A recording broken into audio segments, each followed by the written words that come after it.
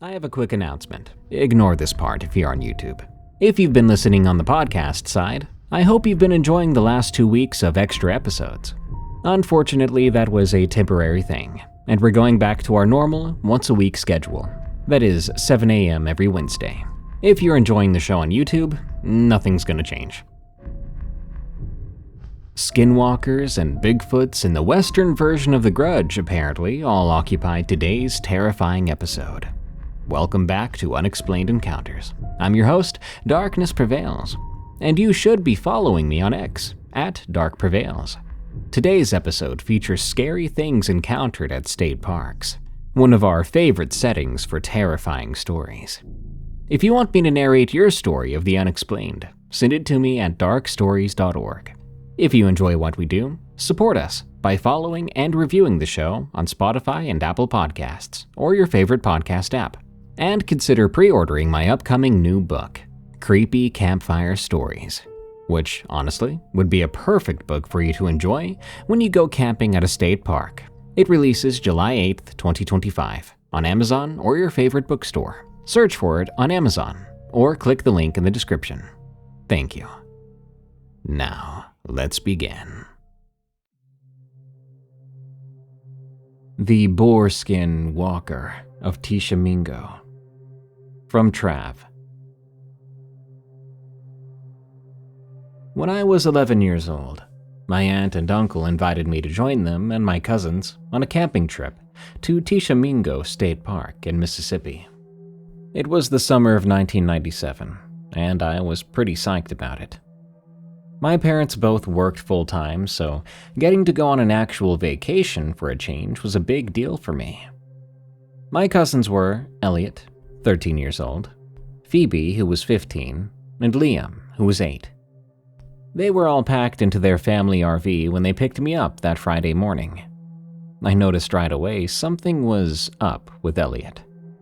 While Phoebe was playing her Game Boy and Liam was bouncing around asking if we were there yet, Elliot just sat there staring out the window, looking nervous. I asked him if he was okay. I dropped my backpack on the floor and slid over next to him. He looked at me, then looked out the window again, saying that he was fine.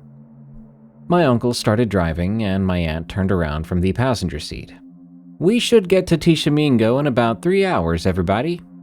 Trav, there's snacks in the cooler if you get hungry." I thanked her and settled in for the drive. After about an hour, when Phoebe had fallen asleep and Liam was watching a movie on the tiny TV they'd installed, I nudged Elliot. "Seriously, what's wrong with you? You look like you're heading to the dentist or something." He sighed and said in a low voice, "We went to Tishomongo last year too." "Yeah, well, wasn't it fun?" "Something happened," he said. "Nobody believes me about it." I leaned in closer. "What happened?" Then he began. "It was the second night we were there. I had to pee real bad in the middle of the night, but the toilet in the RV was clogged up. Dad said he would fix it in the morning, but I couldn't hold it. So you went outside?" "Yeah, there's a bathroom building about 100 yards from where we parked. I took a flashlight and went, but I didn't make it all the way there." I asked him, "Did you go in the bushes?" He nodded. "But while I was peeing, I heard this noise, like someone mumbling, but not in English, I don't think. It was coming from the bushes maybe 10 feet away from me." I loved stories like this. Even if it scared him, I sort of smiled. "What did you do?" I pointed the flashlight over there and I saw a man crouching in the bushes. Except he had the head of a boar. And not like a mask or anything, it was part of him. He was mumbling and digging in the dirt with his bare hands. No way. I wasn't sure whether to believe him. "I'm not making this up," Elliot insisted. "I ran back to the RV so fast I didn't even zip up properly. I told my parents what I saw, but they said I had a bad dream or saw things in the dark. I wasn't asleep, Trav, when I saw it. I swear. Did you see it again after that? No, but I kept hearing noises around the RV all night, like snorting and footsteps. Nobody else heard it, though. You believe my story, right? I'm not making this up, man. I wasn't sure what to think, honestly. On one hand, Elliot wasn't the type to make up stories. He was actually pretty serious for a kid his age, but what he claims to have seen made no sense. I believe you saw something scary, yeah. Maybe it was a hunter with some kind of gear on. Maybe a hunter killed a boar nearby and was lifting the head. Who knows? He shook his head at me, saying that it wasn't gear and it wasn't a hunter, claiming that hunters don't go out in state parks after nightfall. If you're reading this, I have no idea if that's true, so he may have been lying on that part. Before we could talk more, my aunt announced we were stopping for lunch. The conversation moved on from there, but I did keep thinking about what Elliot told me. We arrived at Tishomongo State Park in the early afternoon. The place was beautiful with these huge rock formations, and the clear water of Bear Creek ran through it. It's so mind-boggling seeing water that clear. My uncle parked the RV in a designated spot not far from one of the bathroom buildings, presumably the same spot as last year, judging by Elliot's increasing anxiety. "Come on, boys," he called. "Let's get set up and then we can go for a hike before dinner." The rest of the afternoon passed normally. We hiked some trails and saw some cool rock formations, and Liam fell in the creek once, had to change clothes. By the time we got back to the RV, my aunt had started cooking dinner on their portable grill. We sat around eating hot dogs and chips. I noticed Elliot kept looking toward the trees that bordered the campsite. The sun was starting to set then. I tried to imagine what might be hiding in those woods, and I found myself getting a little nervous too. His story was starting to get to me, the darker it got. After dinner, my uncle built a campfire, and we roasted some marshmallows as dessert. Aunt Vanessa told some mild ghost stories, nothing too scary because of Liam, and we sang some songs. Normal camping stuff. But as it got darker, I started to notice something. At first, it was your typical normal sounds from the forest of a state park at night. Branches creaking and rustling leaves, a splash in the water nearby. But then I heard a distinct sound. A snort, like a pig or a boar. The first time I heard it, I looked right over at Elliot, and he'd gone completely still, marshmallow halfway in his mouth. "Did you hear that?" I whispered. He started to rapidly nod. "Probably just a wild pig, boys," my uncle said, poking at the fire. "They're all over these woods. In fact, the woods here are kind of infested with them. Nothing to worry about as long as we don't bother them, and be sure to get inside the moment we spot one." The sound came again. It didn't sound like a normal wild pig, but then again, I was a kid. But to me, there was something off about it. Something almost trying to get to us. "I think we should all turn in," my aunt said, standing up and yawning. "It's getting late, and we have a full day tomorrow." Nobody argued with that.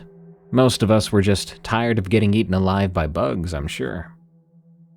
We put the fire out properly and headed into the RV. The sleeping arrangements put Elliot and me in the back on the fold-out couch. Phoebe would be on the table-turned bed, Liam was on the smaller couch, and the adults in the bedroom area. As we settled in, I could tell Elliot was not going to sleep very well, if at all. He was just rigid, staring straight up at the ceiling. "It's gonna be okay, dude. Nothing's gonna get in this RV, and your dad said it's just wild pigs." "It's not," he said. "It's probably that thing I saw." "The thing you saw?" "Yeah, the boar man." I didn't know what to say to that. He'd given it a nickname. Part of me wanted to tell him he was being ridiculous, but another part, the part that had heard those noises and was getting scared of the dark, that part wasn't so sure. Everyone else fell asleep quickly. I tried to sleep too, but between Elliot's anxiety and my own growing unease, it was difficult. The RV was silent except for the soft sounds of people breathing. When I heard a snort, my eyes shot wide open. This time it sounded like it was right outside the RV. In an instant, Elliot's hand grabbed onto my arm, and his fingers dug into me so much it hurt. "It's here," he breathed. "Just a wild pig, Elliot," I told him, but I think I was lying, mostly to myself. We lay there, still, and listened. There was a scraping sound against the side of the RV, like something dragging along it. Then silence again. After a while, I started to relax. Maybe whatever it was had gone away. Then, there was a tap at the window, just above our heads. Slowly, terrified of what we might see, I turned to look at the window. Elliot did the same. There was a face there through the glass, peering in at us. At first, in the dark, I could only make out the figure or outline of it. But as my eyes adjusted, I saw it quite clearly. It had the outline of a man's body, but the head was very much not human. It was longer, with a snout and tusks, and small beady eyes that reflected the faint moonlight. It was watching us, and somehow to me, I thought it was smiling. Elliot screamed first, the most terrified I'd ever heard him. I joined in just a second later, unable to control myself, and we both scrambled away from the window, falling off the fold-out couch onto the floor. The RV erupted into chaos then, lights flicking on, Liam starting to scream, Phoebe was demanding to know what was going on, and my uncle was shouting over everyone. "Calm down, everyone, what's happening?" he said. "There's someone outside," Elliot screamed, pointing at the window. "The boar man, he's right there." My uncle grabbed a flashlight and rushed to the door, yanking it open, even though my aunt was now telling him not to go out there. He stepped outside, sweeping the area with the flashlight. For a full minute, we were all sitting inside the RV wondering if he was going to come back alive. And he did. He said, "There's nobody out here. Just some tracks from a wild boar. Probably what you saw was its shadow on the window." Elliot wasn't having it. "It wasn't a shadow, it was looking at us. It had human eyes." "I saw it too," I said. "It wasn't a normal boar, it had a man's body." My uncle came back inside. He looked like he didn't know what to do. "Boys, there's nothing out there now. One of you probably had a nightmare, woke up screaming, and scared the other." "We weren't asleep," Elliot shouted. "Don't talk like that to your dad," my aunt scolded him. Nobody got much sleep after that. Elliot and I were back on the fold-out couch as far from that window as possible. Every now and then, we heard snorting, and I swear I heard footsteps out there.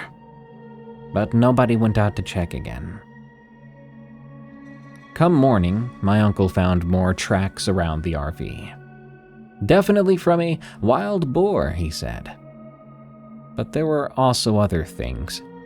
Some marks in the dirt that didn't look like boar, because they looked like footprints and handprints of a person. They decided to cut the trip short after that. No one said it was because of what Elliot and I had seen, but I knew that was the reason. As we packed up, I caught my aunt looking nervously towards the woods several times. On the drive home, Elliot sat next to me.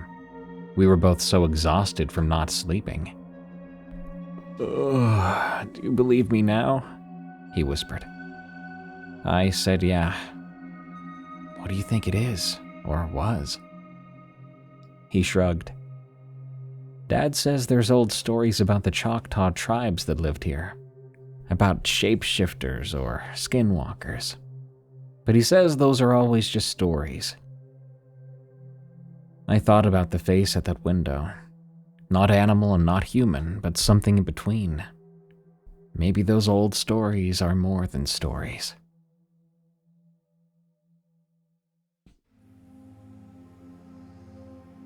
She haunts the Firewatch Tower. From Odus. My friend Weston and I have been tight since sophomore year of high school. We were into terrible metal bands and even worse fashion choices.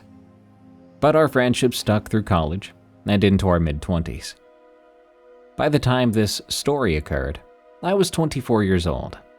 I worked at a brewery in Atlanta, and Wes was 26 by then, doing some freelance graphic design between real jobs, as he called them. That spring was pretty rough for me.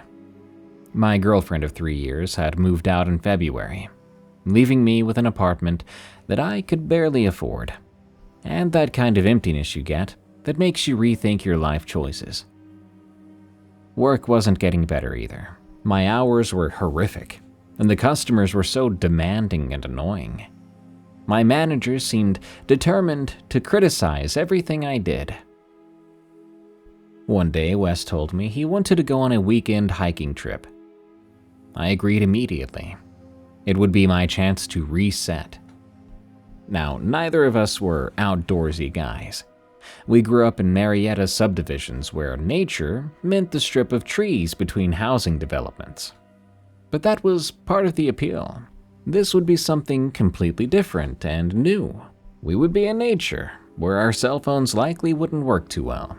No reminders of my ex-girlfriend. No craft beer snobs complaining about hop profiles. We picked Black Rock Mountain State Park. It was only a 2-hour drive from where we lived, and allegedly had very good views. We packed our cars with whatever camping gear we could borrow or afford, and headed out early on a Saturday morning in April 2018. The main trails were decent, well-marked, moderate difficulty kind of stuff. But by mid-afternoon, Wes was getting bored with what he called the tourist experience.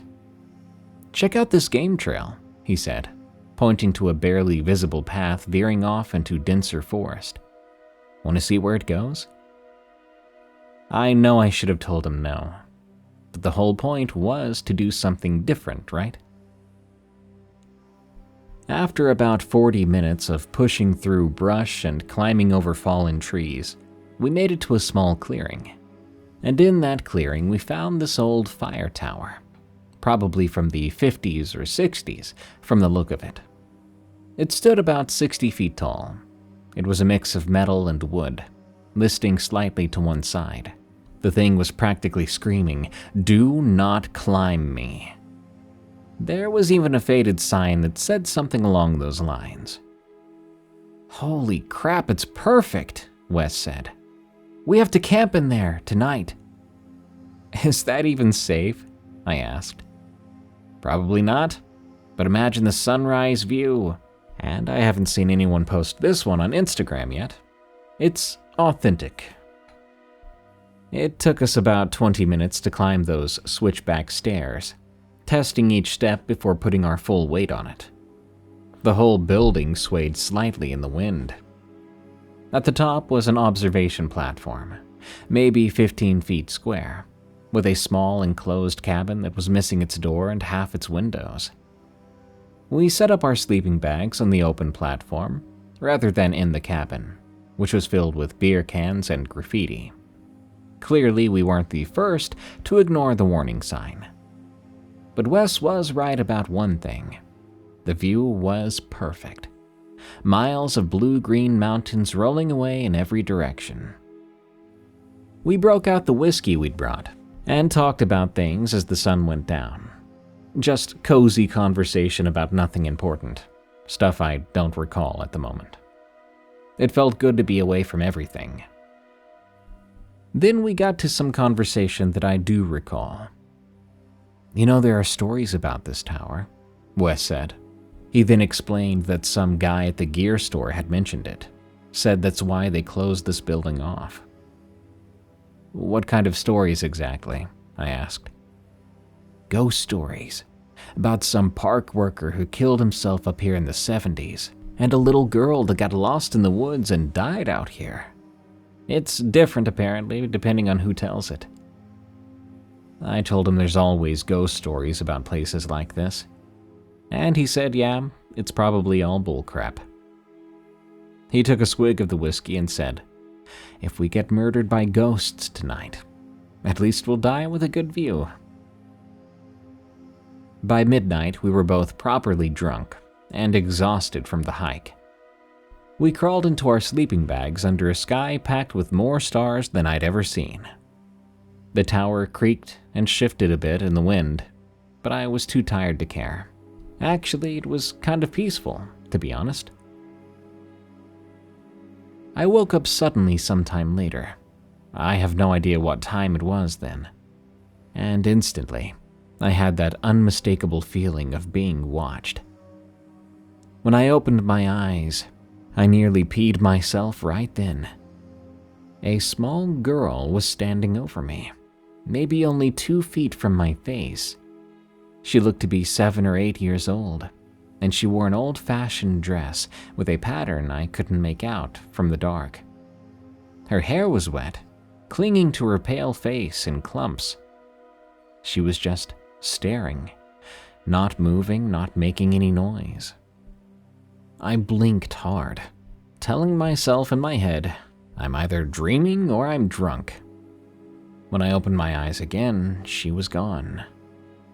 My heart was pounding still, but I had successfully convinced myself it was a nightmare mixed with all my drinking, with no help from Wes's ghost story thing. I rolled over and went back to sleep. The second time I woke up, it was much, much worse. She was sitting on my chest, her face mere inches from mine. Close enough, I could feel the cold coming off of her skin, which was like ice. Her eyes were wide open and unblinking, with none of the shine or moisture of living eyes. Water dripped from her hair onto my sleeping bag and face. I could make out her dress now, a faded blue thing with small flowers, the kind no kid had worn in decades, from my experience. I gasped, and she was gone again, instantly, like someone had switched off a projector. I sat up, panting, and fumbled for my phone. It said 2:17 a.m. The temperature had dropped a bit. I could see my breath. "Wes, dude," I said. "Wes, wake up!" He didn't even budge. I reached over and shook him as hard as I could, but he just mumbled something and rolled away from me. It was unnaturally difficult to wake the guy. I was starting to think maybe we shouldn't have brought the whiskey. When I looked around, I noticed things had been moved. My backpack, which I'd left zipped up near the stairs, was now in the center of the room, and all my stuff had been yanked out and scattered, like someone had dumped it out and pawed through everything. I saw Wes's camera had been moved from inside the cabin to the edge of the platform. I heard a sound then, like soft footsteps. Light like a child's, accompanied by a quiet humming sound that wasn't quite a tune. Just disjointed notes that made my skin crawl. I grabbed my phone and turned on the light, sweeping it around, but I didn't see anything there. As I turned it off, I saw the girl in the corner of my vision, standing in the cabin doorway. When I whipped my head around, she was gone. This happened 3 more times. She'd appear somewhere in my peripheral vision, but vanish when I tried to look directly at her. Always silent, but always staring too. I saw footprints too, small wet footprints on the wooden platform.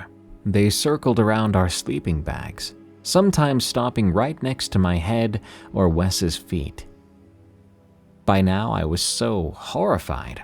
I was sitting fully upright, my back against the railing. I had my knife in my hand, though I wasn't sure how useful it would be, because this little girl didn't seem like a normal little girl. The temperature kept dropping until it felt like winter. Around 3 a.m., I saw her again, standing at the foot of our sleeping bags. There was a puddle of water around her bare feet, and her dress appeared even more wet than before. She stared at me with dead eyes and then slowly raised her arm, pointing down through the platform. I didn't move. She kept pointing, insisting on something, but didn't make a sound. She then tilted her head at an angle that wasn't physically possible, nearly sideways on her shoulders. Her expression never changed. What happened next really broke me. She dropped down to all fours and began to crawl towards us. When she crawled, the joints in her arms and legs seemed to bend all wrong, and her head was twisted. She moved like something studying human movement, but unable to truly get it right. She made it to the edge of the sleeping bag, then impossibly began to crawl up the cabin wall. Wes finally woke up. He sat up, disoriented. "What the heck, man?" he mumbled, then saw where I was staring. The girl was now on the ceiling, looking down at us, her wet hair hanging toward the floor, defying gravity. She opened her mouth, impossibly wide, and no sound came out. I screamed at Wes to run. I was already scrambling for the stairs when I said it. We left most of our gear behind, grabbing just our phones and car keys. The stairs felt endless when we ran, but I think I'd rather fall off the platform than stay there any longer. We spent the night hiking back through the woods, getting lost repeatedly and jumping at noises. By dawn, we made it back to the car. We drove away, laughing like maniacs after about 10 minutes, when we realized we were safe, and we realized what had happened. I know you might hear this story, and you might chalk it up to drunken nightmares or waking dreams of disoriented guys, and you might be right. Maybe we drank too much. Maybe the cold got to us. Maybe this specific combination of circumstances made us hallucinate. But tell me this, how do two different guys, awake at different times, hallucinate the exact same thing, in the exact same spot? Tell me that. Otherwise, I'm of the belief that we saw a ghost girl in that Firewatch tower.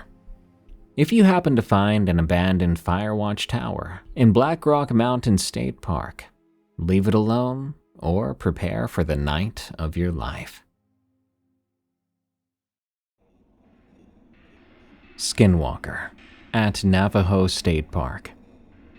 From Anonymous. My Aunt Dell is one of the greatest people in my life. She goes out of her way to make sure I'm alright.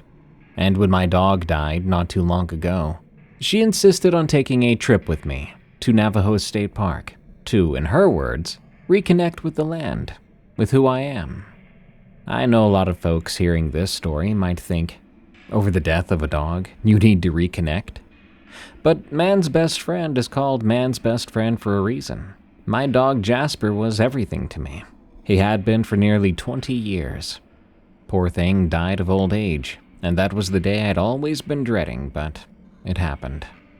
Aunt Dell suggested we have a camping trip, and though I really didn't feel like I was in the mood to do that, I went anyway, because, again, I love my Aunt Dell. When we met up at the park entrance, she was already waiting in her beat-up Subaru. That car had seen better days. At 62 years old, Dell still moved like someone 20 years younger, probably from all those decades working hospital floors as a nurse. Her hair was silver and tied back in a practical braid, and she gave me that smile that always made me feel like a kid again.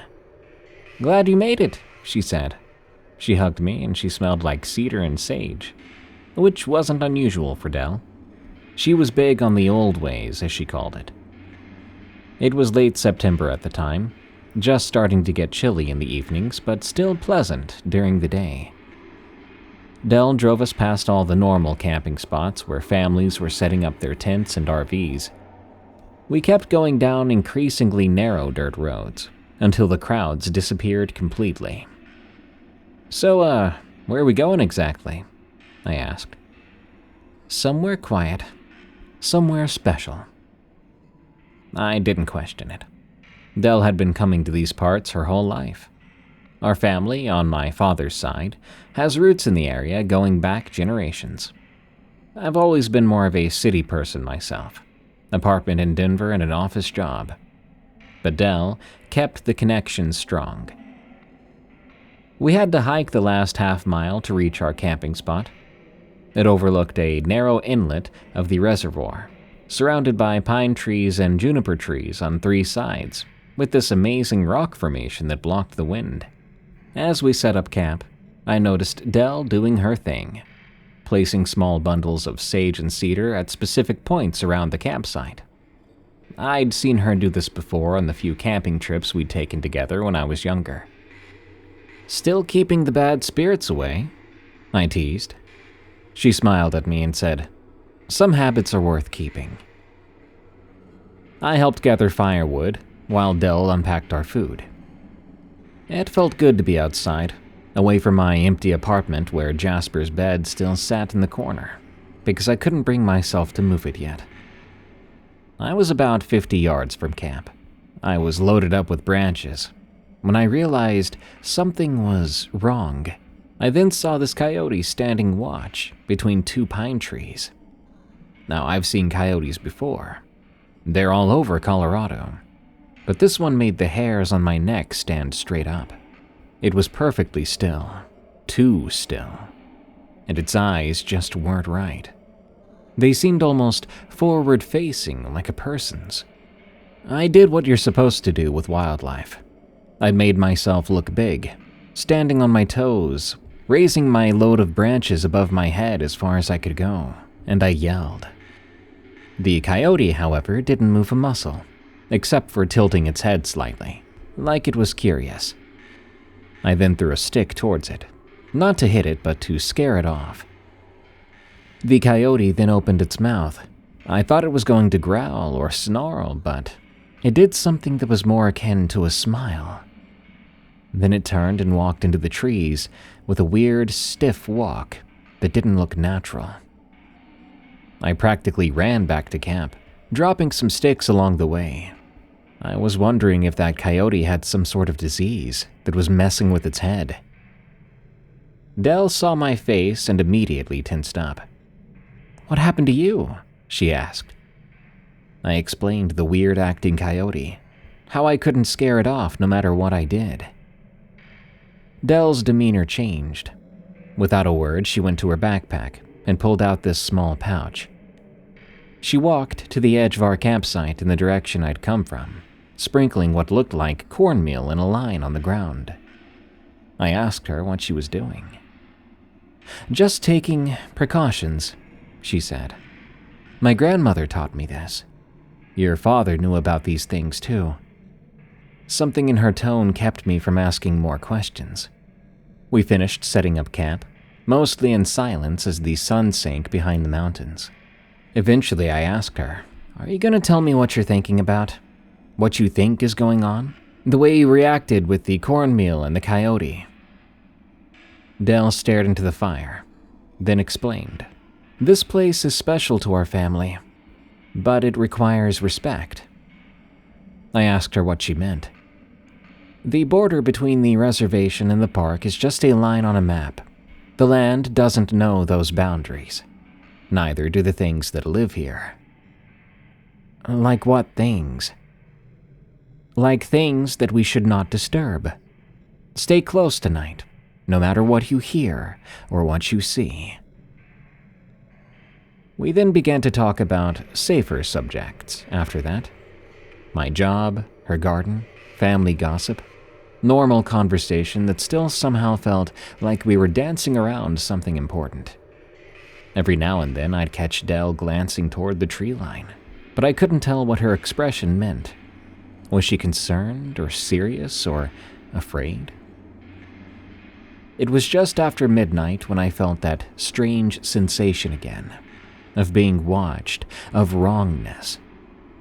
We'd banked the fire but kept it burning low. Dell was in the middle of telling me about my cousin's new baby when she suddenly went silent.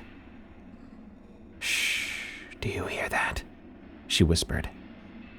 I didn't hear anything at first. Then I caught it. Soft footsteps circling our campsite.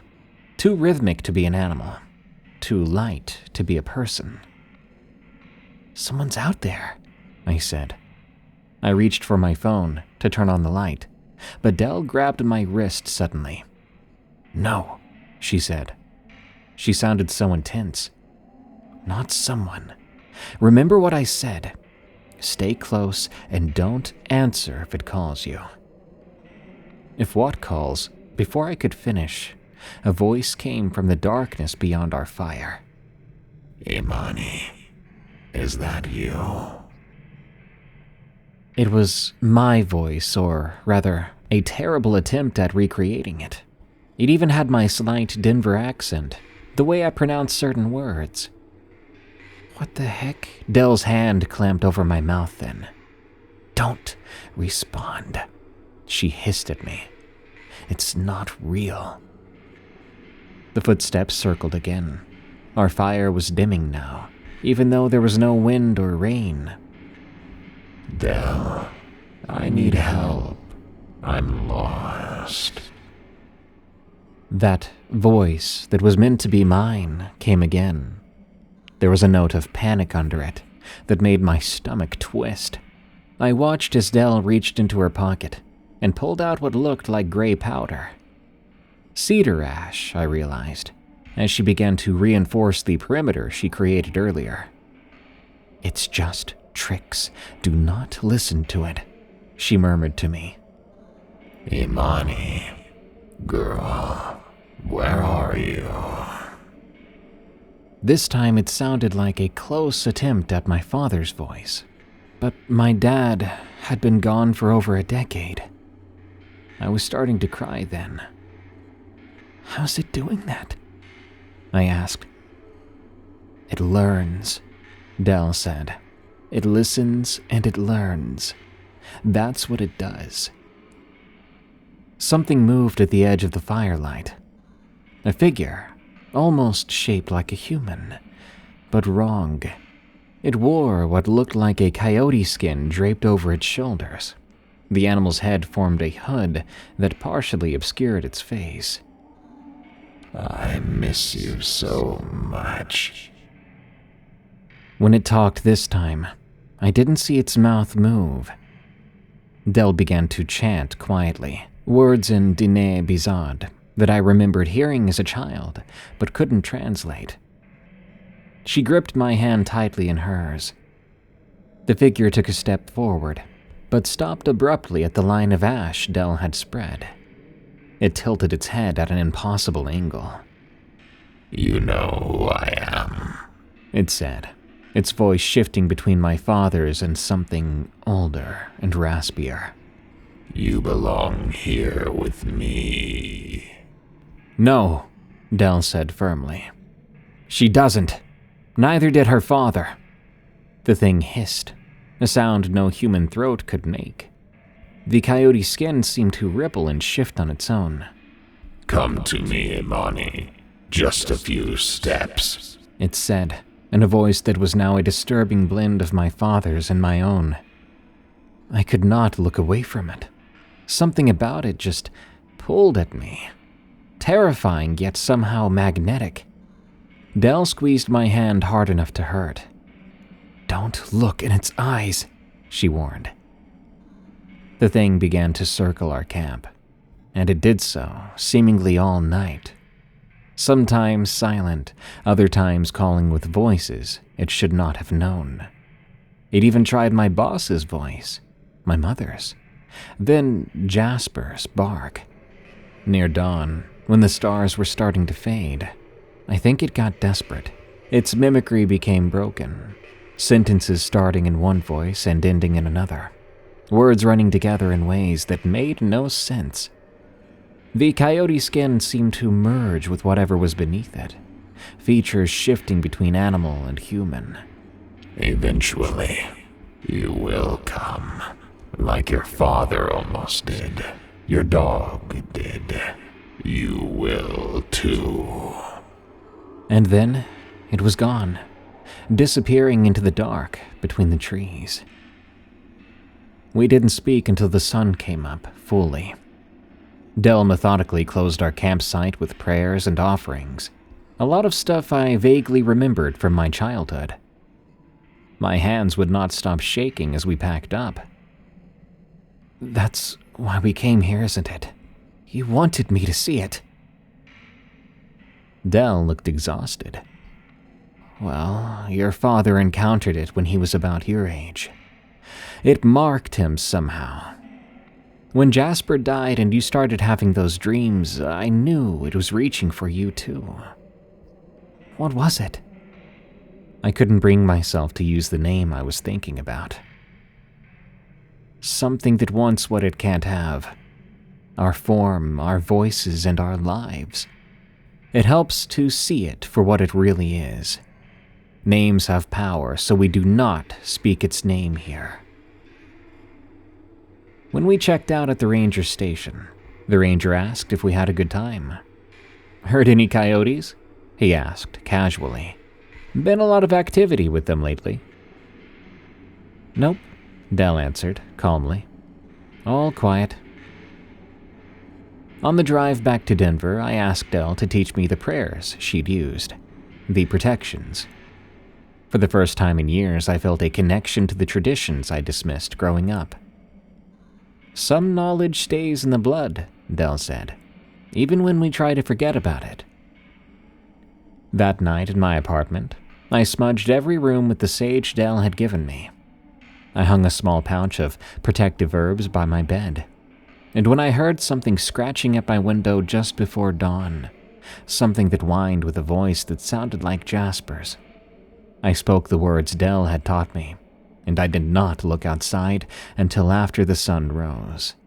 I think the lesson she wanted me to learn was that some things, once you see them, they never stop watching you back. Not Your Grandpa's Bigfoot Story. From Crank 162. Never thought I'd be the type to tell folks about a Bigfoot encounter. Heck, I've spent 43 years working forestry in California, and I always figured those tales were just campfire nonsense to scare kids and sell beef jerky to tourists. You can call me Howie. I've been retired for about 5 years. I've seen enough real dangers in the woods that I don't need to make up fake ones. This happened in the fall during my annual camping trip with my buddy Vern.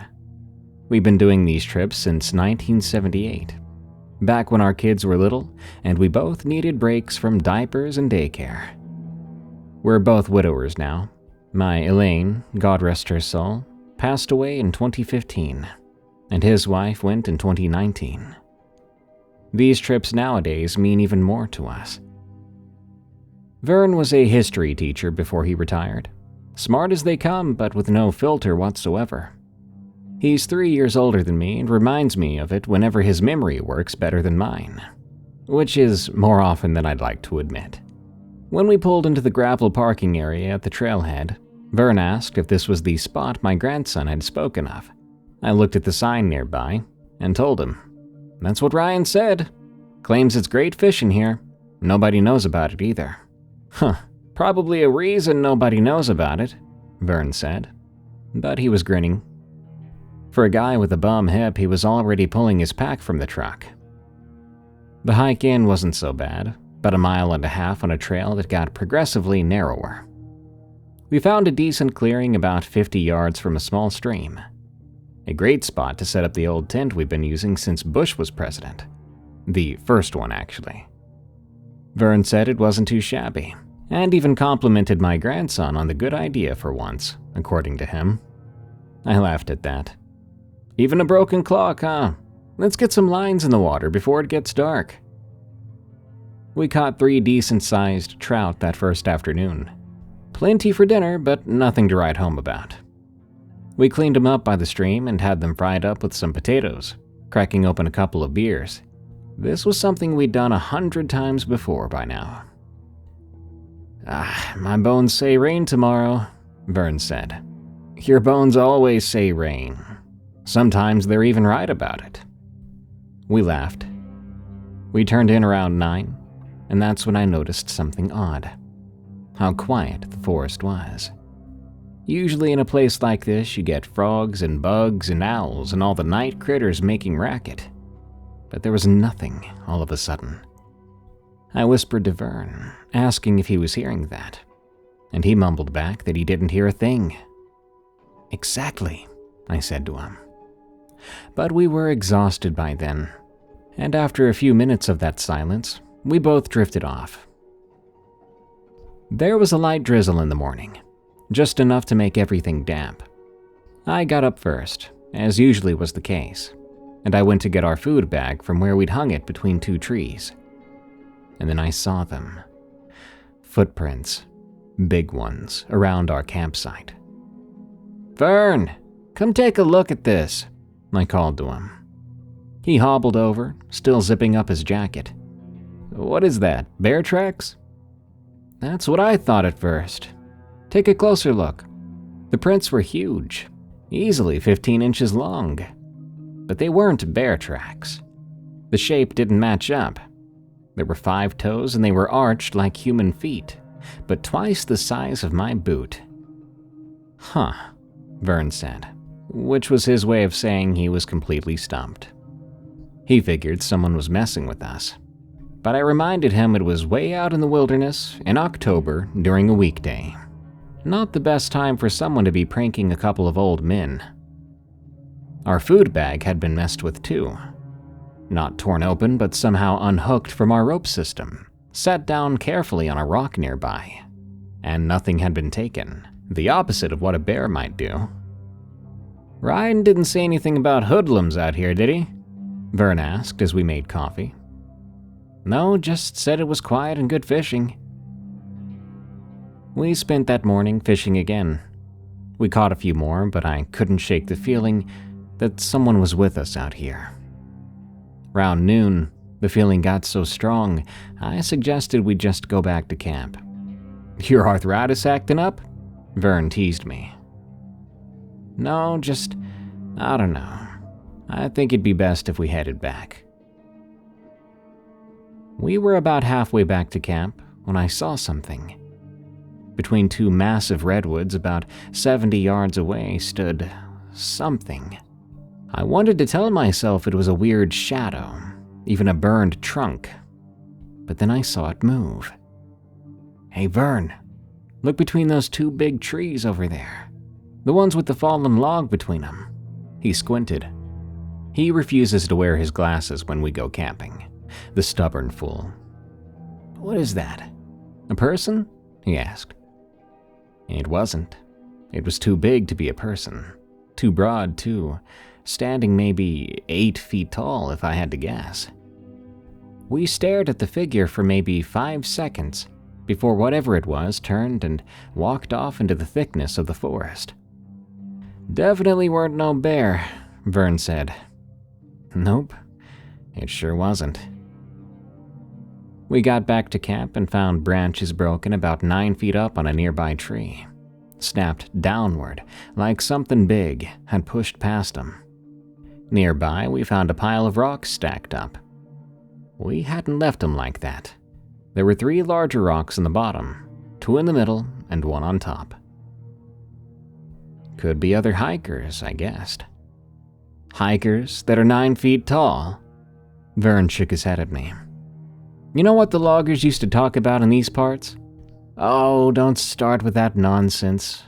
Just saying. My dad worked these forests in the 40s. Said the old-timers wouldn't go into certain places alone. Said there were forest men watching them. I rolled my eyes. Your dad also said he once caught a fish so big he needed a crane to land it. Vern laughed. True enough, but I'm just saying, there's stories about these woods going back before European settlement. That night, things got stranger. We were playing cards in the tent when we heard it. There was a rhythmic knocking sound like someone hitting wood against wood. First from one direction, then answered from another. Oh God, please tell me that's a woodpecker with insomnia, I said. In October, after dark. I don't think so, Vern replied. The knocking continued for about 20 minutes, then finally stopped.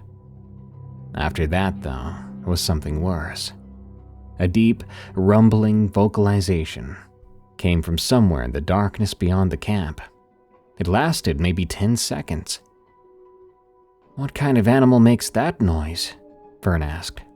Darn if I know. Mountain lion with laryngitis? We were trying to keep it light, but we both knew this wasn't normal. That's when these small rocks, pebbles mostly, started to land on the tent as if they were being tossed from somewhere in the dark. I'm too old for this crap, I muttered, but neither of us suggested packing up yet. We would never hear the end of it from each other if we ran scared in the middle of the night. The strangest part was the smell that drifted through our camp. It was like a skunk mixed with wet dog and thrown in a blender. So musky and overpowering. This wasn't anything I recognized, despite all my years I've spent in the woods. We finally fell asleep around midnight when things quietened down.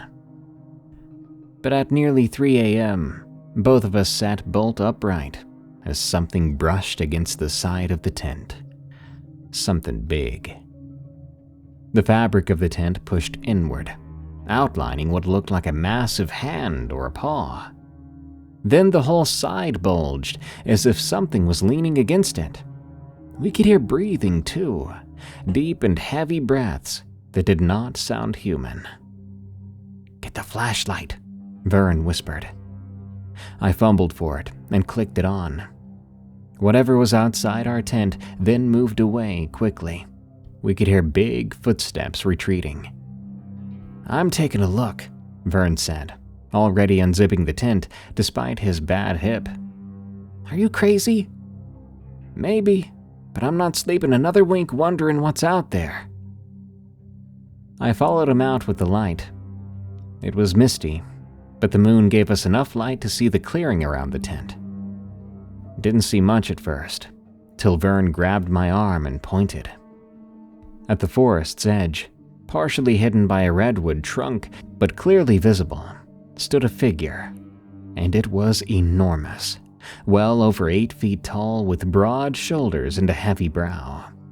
It was covered in dark hair or fur, and it was just watching us. Holy mother of... Vern whispered.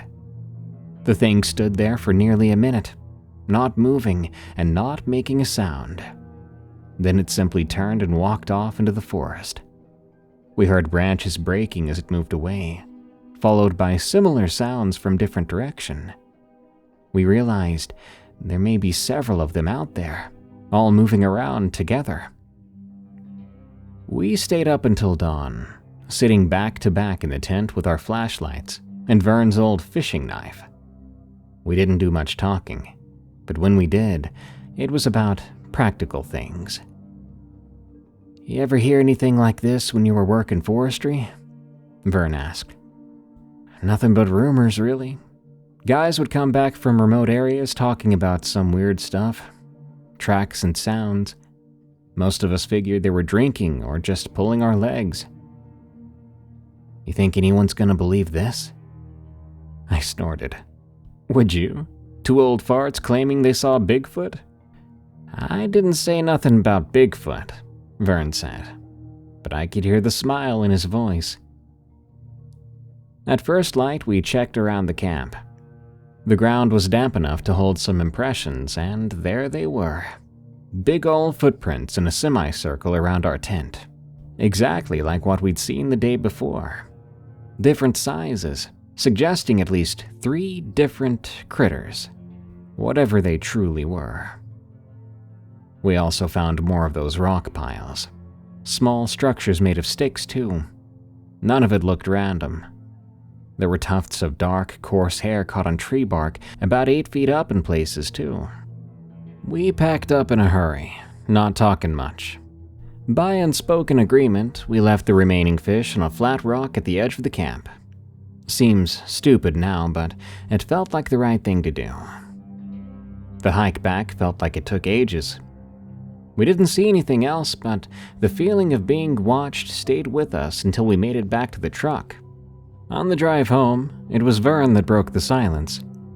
"So, where are we going next year?" I looked at him surprised.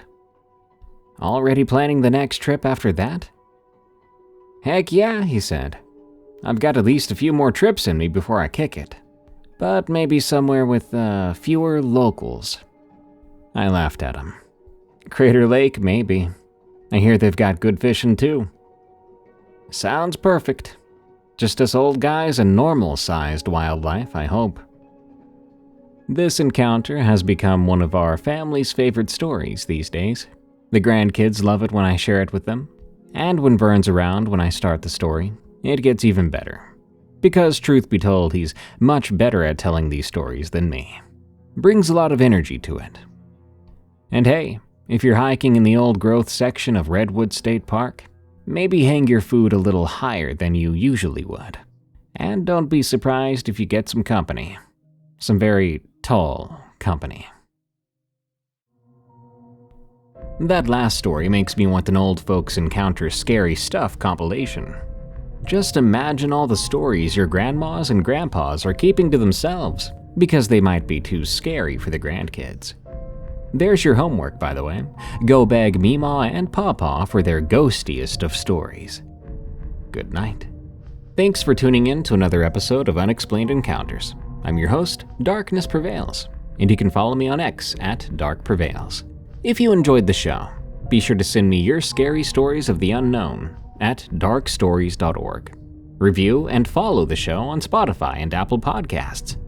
And pre-order my upcoming Creepy Campfire Stories book, which would be perfect for anyone planning to visit a state park anytime soon. Or rather, after July 8th, 2025 when the book releases. Find it on Amazon or your favorite bookstore site, or click the link in the description. Thank you. Stay safe out there, and stay creepy, because this world is a strange one.